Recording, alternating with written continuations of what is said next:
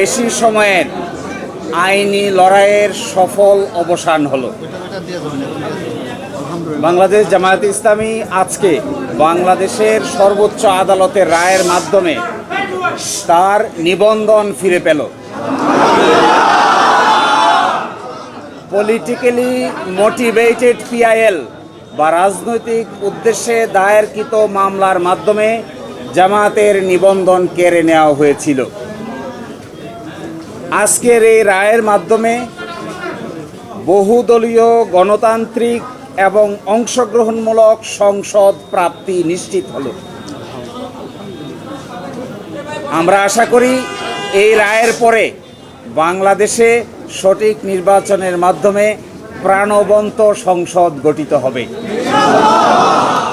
জাতি, ধর্ম, বর্ণ, শ্রেণী নির্বিশেষে সকলেই তাদের ইচ্ছা অনুযায়ী ভোটাধিকার প্রয়োগ করে জামায়াত ইসলামীর নেতৃবৃন্দকে বেছে নেবেন, এটা আমরা প্রত্যাশা করি।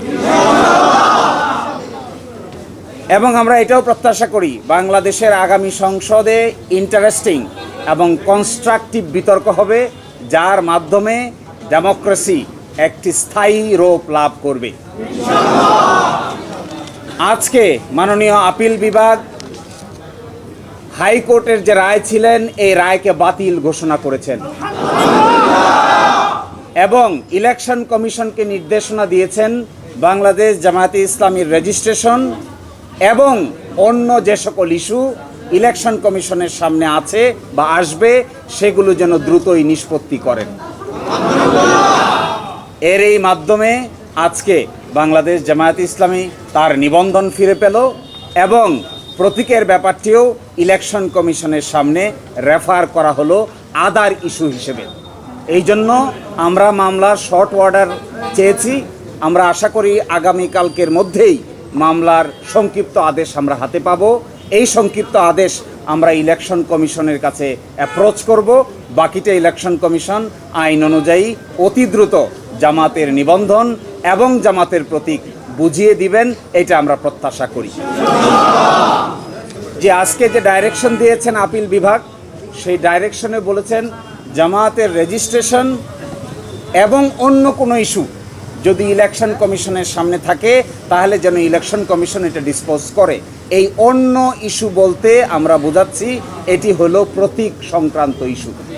আমরা আশা করি ইলেকশন কমিশন নিবন্ধনের ইস্যু নিষ্পত্তি করবেন, একই সাথে অন্য ইস্যু হিসেবে দাঁড়িপাল্লা প্রতীকের ব্যাপারটিও নিষ্পত্তি করবেন। আমরা প্রত্যাশা করি বাংলাদেশ সুপ্রিম কোর্টের সর্বোচ্চ আদালতের রায় চূড়ান্ত। কে কবে কখন প্রশাসনিকভাবে সিদ্ধান্ত নিয়েছেন এগুলো বিচারিক কোনো সিদ্ধান্ত নয়।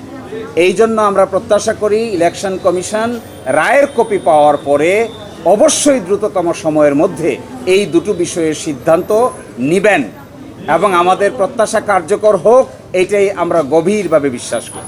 এরপরে কেউ বক্তব্য দিবেন?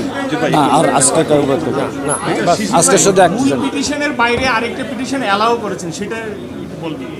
যে মূল পিটিশনের বাইরে আরেকটি পিটিশন যে অ্যালাউ করেছেন এটা ওইটার সঙ্গে কানেক্টেড, ওটা আজকের কোনো বড় ইস্যু নয়, সেই জন্য এটা এখানে উল্লেখ করা না করার মধ্যে কোনো পার্থক্য নাই। Thank you. না, এটা জামায়াত ইসলামীর পক্ষ থেকে বিবৃতি দেওয়া হবে সময় মতো। আপাতত এখানে কেউ অ্যাড্রেস করছেন না।